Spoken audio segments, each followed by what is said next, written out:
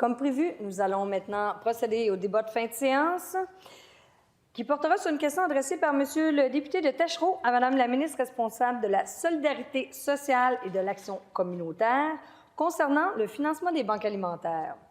Je vous rappelle que, conformément à l'article 310 du règlement, le député qui a soulevé le débat et la ministre qui lui répond ont chacun un temps de parole de 5 minutes et par la suite, Monsieur le député, vous aurez un droit de réplique de 2 minutes. Alors, sans tarder, je vous cède la parole. Merci, Madame la Présidente. D'abord, j'aimerais saluer la ministre. C'est la première fois qu'on a des échanges ensemble sur ce dossier, en fait, là, dont j'ai acquis la responsabilité tout récemment, Solidarité sociale et Action communautaire autonome. Donc, ça me fait vraiment plaisir de commencer les échanges avec Madame la ministre. Un dossier qui me tient très à cœur, ayant moi-même travaillé pendant plusieurs années dans des organismes en défense collective des droits. Ici, à Québec, un comité de citoyens et citoyennes en basse ville de Québec. On travaillait beaucoup sur des enjeux de lutte à la pauvreté, d'accès au logement, droit des locataires, logement social. Et aussi, pendant 10 ans, comme directeur général d'une organisation qui fait la promotion des transports collectifs et actifs et qui défend les droits collectifs des personnes qui utilisent ces mêmes modes de transport. Donc, c'était avant de faire de la politique. En fait, c'était de la politique, mais de la politique non partisane, parce que c'est un peu ça, l'Action communautaire autonome aussi, la défense collective des droits. Donc, ça me fait plaisir de commencer à discuter puis de prendre du temps dans ce dossier-là. Et si j'ai demandé un débat de fin de séance, Madame la Présidente, c'est parce que j'ai posé une question à Madame la ministre pour laquelle j'ai eu une réponse qui m'est apparue décevante. Et je voulais donner la chance à Madame la ministre d'étoffer, d'étayer sa réponse, parce que j'ai eu l'impression qu'elle n'y avait pas répondu. Vous savez, puis je vais le rappeler parce que c'est quand même assez important, puis c'est quand même assez frappant, c'est de voir combien le nombre de Québécoises et de Québécois qui ont recours à une aide alimentaire est incroyablement élevé et combien cette aide-là est appelée à croître dans les prochaines années. On a un contexte économique difficile qui risque de s'amplifier avec la guerre commerciale dans laquelle on est aux prises avec le président Trump au sud de la frontière. Il y a eu une étude il n'y a pas longtemps qui a été rendue publique par Banque alimentaire Québec, par le réseau des banques alimentaires du Québec, qui disait que pour le Québec, en 2027, ce serait 3,2 millions de demandes d'aide alimentaire mensuelles qu'on aurait au Québec. C'est une augmentation assez importante. On est à 2,90 millions actuellement. Donc, c'est important. On sait aussi qu'une épicerie saine va coûter 2 600 $ de plus cette année en 2025 à cause de l'inflation, à cause d'un paquet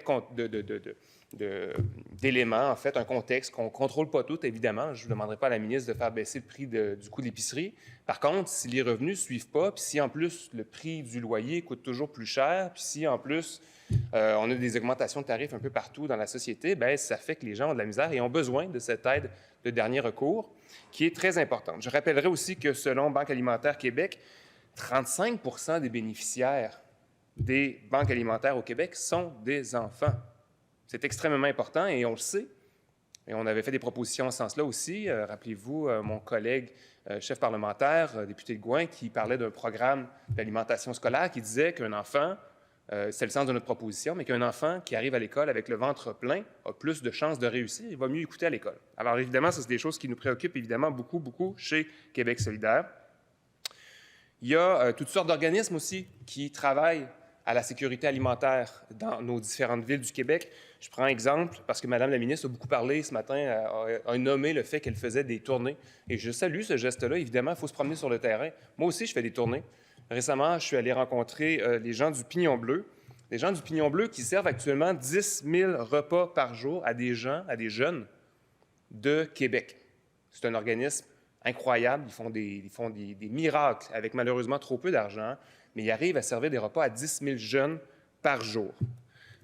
Grâce à des investissements gouvernementaux, ils ont pu construire une nouvelle cuisine. Il y a eu 6,8 millions du gouvernement du Québec qui est investi dans une nouvelle cuisine. Le Pignon Bleu pourrait servir des repas à 25 000 personnes, jeunes en fait, à 25 000 jeunes, dès demain matin, dès l'ouverture de leur cuisine. Imaginez combien les besoins sont immenses. Donc, ça va prendre, évidemment, sur les 100 millions de dollars, parce que j'y arrive, les 100 millions de dollars qui devraient être dans l'entente que Mme la ministre, j'espère, signera d'ici le 31 mars avec le gouvernement fédéral. Cet argent-là devra faire l'objet d'une répartition équitable entre les différents organismes, notamment le Pignon Bleu à Québec. Et c'est une responsabilité de la ministre de s'assurer que les besoins de la population sont répondus. Et ça, évidemment, ça passe par aller chercher l'argent du fédéral, c'est notre argent, et évidemment une saine gestion de la répartition. Donc, je reviens sur le 100 millions de dollars que j'ai évoqué ce matin. Il y a 100 millions de dollars de notre argent actuellement en sécurité alimentaire qui dort à Ottawa. On attend une signature d'ici le 31 mars, sans quoi on perd 11 millions de dollars pour l'année en cours. Est-ce que la ministre est d'accord avec ces chiffres-là et qu'est-ce qu'elle va faire pour aller chercher l'argent qui finance nos banques alimentaires? Merci, Monsieur le député.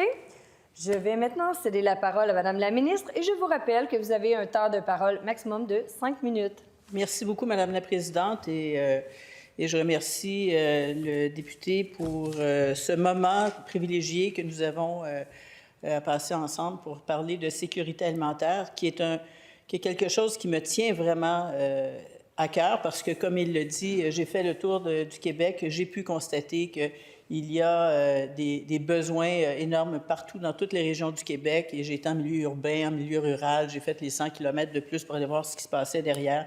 J'ai rencontré plus de 500 organismes et différentes personnalités et des gens qui travaillent sur le terrain pour en fait, m'inspirer pour bâtir le nouveau plan de lutte à la pauvreté que j'ai déposé récemment. Plan de lutte qui contient des mesures fort importantes en sécurité alimentaire parce que j'ai fait inscrire dans le plan de lutte la sécurité alimentaire. C'est 141 millions, c'est 13 mesures qui vont permettre d'augmenter de 30 % les projets en sécurité alimentaire. Alors, on veut investir, évidemment, pour s'assurer que les gens puissent manger à leur faim. Et c'est un plan gouvernemental. C'est un plan gouvernemental qui contient aussi des mesures importantes en habitation et en itinérance. Globalement, c'est un plan de 4,3 milliards de dollars, plus de 3 milliards qui sont liés à l'habitation pour permettre aux gens d'avoir des logements à bon prix, parce que c'est ça qui vient impacter la capacité de payer des gens. C'est le logement, évidemment, puis toutes les mesures en itinérance pour prévenir l'itinérance, évidemment.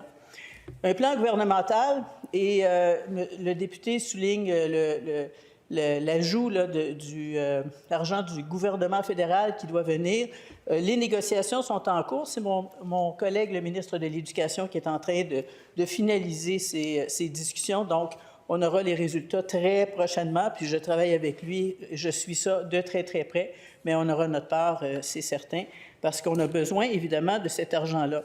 Mais je veux souligner aussi tout ce qu'on fait en matière de sécurité alimentaire. Depuis qu'on est en poste, j'ai mentionné déjà que c'est plus de 700 millions de dollars par les différents ministères qui sont dédiés à la sécurité alimentaire. Et je vous donne un exemple. Moi, lorsque je suis arrivée dans ce dossier en 2022, déjà, on a répondu à la demande de Banque alimentaire Québec qui était de 6 millions. Alors, on a démarré là, en décembre 2022. 2023, à l'été, c'est 34 millions qu'on a investi comme gouvernement, 20 millions pour des infrastructures permettant de mieux conserver la nourriture, la proportionner, mieux la distribuer. Alors, des équipements qui sont fort importants, qui viennent du ministère de l'Agriculture, donc mon collègue qui est très investi dans cette mission-là aussi, et 14 millions qui servaient pour l'achat de denrées notamment, et quelques autres initiatives d'aide alimentaire. Mon collègue des services sociaux, via le programme du PSOC, a investi 83 millions auprès des organismes en aide alimentaire, toujours en 2023. On a, là, je ne vais pas me tromper, en 2023, donc, à l'été, c'était 34 millions. On a rajouté à l'automne un autre 21 millions auprès de différents réseaux. On parle des banques alimentaires, on parle du club des petits déjeuners, on parle de la tablée des chefs, on parle de la Fondation Holo, on parle de la cantine pour tous, qui permettent ces organisations de nourrir des enfants, évidemment, et contrer le gaspillage alimentaire. Dans le dernier budget, le tout dernier budget, c'est 80 millions de dollars que nous avons ajoutés pour 40 millions pour Banque alimentaire Québec, toujours pour acheter de la nourriture, et pour l'Atelier des chefs, le Club des petits déjeuners, Cantine pour tous, continuer et augmenter l'offre auprès des jeunes notamment. Alors, on fait différents gestes et dans le plan de lutte à la pauvreté, 141 millions avec 13 mesures. Par exemple, la semaine dernière, j'étais à Gatineau avec les Alliances où on investit 145 millions pour contrer la pauvreté dans les différentes régions.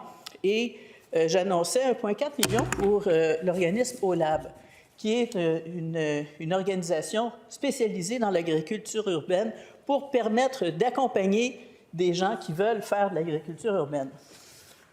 Merci, Madame la ministre. Maintenant, je cède la parole à Monsieur le député pour son droit de réplique. Merci, Madame la présidente. Bien, écoutez, je remercie la ministre pour sa réponse. Mais en même temps, ça m'a permis de comprendre un petit peu mieux pourquoi elle n'a pas pu me répondre ce matin, en fait. C'est que ce n'est pas elle qui négocie avec le fédéral. Ce n'est pas elle qui négocie actuellement, c'est son collègue à l'éducation. Donc, j'espère qu'effectivement, elle garde un œil attentif aux négociations parce qu'il y a beaucoup de gens qui comptent sur elle pour être capable de finir la fin de mois. Il y a beaucoup d'organismes comme le Pignon Bleu, par exemple, à Québec, et toutes les autres banques alimentaires de ce monde, du Québec, qui la regardent, elle, et qui s'attendent à des résultats, parce que l'argent qui est à Ottawa, évidemment, on va se le rappeler, hein, c'est notre argent qui nous revient. On l'a payé en impôts par en taxes, puis ça nous revient. Ça serait peut-être une chose différente si on était un pays. Hein, on éviterait bien des étapes puis bien de la bureaucratie, mais ça nous permettrait d'après ça choisir nous-mêmes comment notre argent est dépensé. Et pour l'instant, le système est tel qu'on doit aller chercher cet argent-là puis le négocier avec le gouvernement fédéral. Donc, j'espère que la négociation se passe bien. J'espère qu'elle garde un œil attentif à comment ça se passe parce que j'aurais pas envie qu'on fasse tous le constat qu'après le 31 mars, cette entente-là, on ne soit pas arrivé à la signer puis qu'on ait perdu 11 millions de dollars. On n'a pas les moyens actuellement, si je peux me permettre, Madame la présidente, de se passer de 11 millions de dollars qui vont servir aux banques alimentaires pour nourrir les gens qui actuellement sont dans des états de vulnérabilité très, très grands. Pourquoi? Parce qu'on a une inaction actuellement du côté de la CAQ. On s'est creusé un déficit. On est en train de couper partout dans les services. On n'augmente pas le salaire minimum. On n'a pas augmenté les salaires à l'aide sociale non plus. Donc, évidemment, les gens sont plus mal pris qu'avant. Donc, j'espère qu'effectivement, Madame la ministre, puis je vais continuer à suivre le dossier avec elle, évidemment, parce que ça me tient très à cœur, pour les organismes, pour les gens qu'on représente, s'assurer que cette signature d'entente-là se fasse avant le 31 mars. Merci, Madame la présidente. Merci, Monsieur le député. Cela met fin au débat de fin de séance. Madame la ministre, je crois que vous avez une petite motion à nous faire. Je vous demande d'ajourner nos travaux au mardi 25 février 2025 à 13h40. Cette motion est-elle adoptée? Motion adoptée. En conséquence, nous ajournons nos travaux au mardi 25 février 2025 à 13h40.